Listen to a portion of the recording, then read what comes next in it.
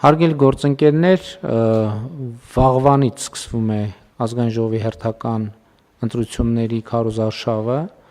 եւ ես եւ կառավարության անդամների ըստ էության մեծ մասը արձակուրդում ենք լինելու քարոզարշավին մասնակցելու համար։ Իհարկե մեր ամենամեծ առաջնահերթությունը խորհրդարանական ընտրությունները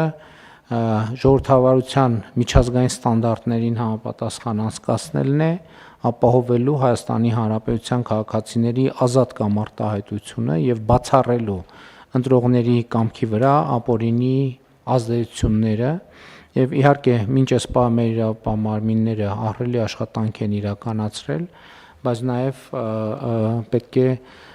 զգոնությունը չթույլատրել, որպեսզի բացառվեն ընտրակաշառքների եւ այլ ապօրինի միջոցների ազդեցությունը ընտրությունների արդյունքների վրա, որովհետև մենք 2021 թվականին պատկերացրեք այդ պայմաններում կարողացել ենք միջազգային չափանիշներին համապատասխանող ընտրություններ անցկացնել, բնականաբար հիմա առավել վստահ ենք, որ ի վիճակի ենք դա անել եւ անպայման կանենք դա եւ քարոզարշավի ընթացքի օրինական ապահովումը նույնպես շատ կարեւոր է, մեր իրավապահ մարմինները պետք է ուշադիր լինեն քաղաքական ուժերի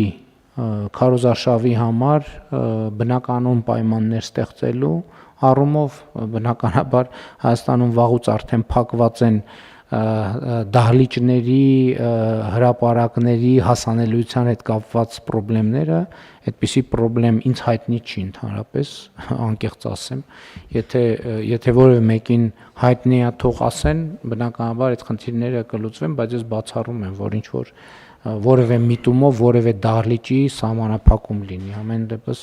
ընդ որում հիմիկվա մասին չի, ընտրությունների մասին չի, նախորդող որ շրջանում էլ, այսինքն ընդդիմադիր քաղաքական ուժերը, երբ որ նույնիսկ ամենասուր իրավիճակներում դահլիճների եւ այլնի սահմանափակում չեն ունեցել, այնպես որ ես կարծում եմ բոլոր նախադրյալները կան, որ մենք խորհրդարանական ընտրությունները իրականացնենք պատշաճ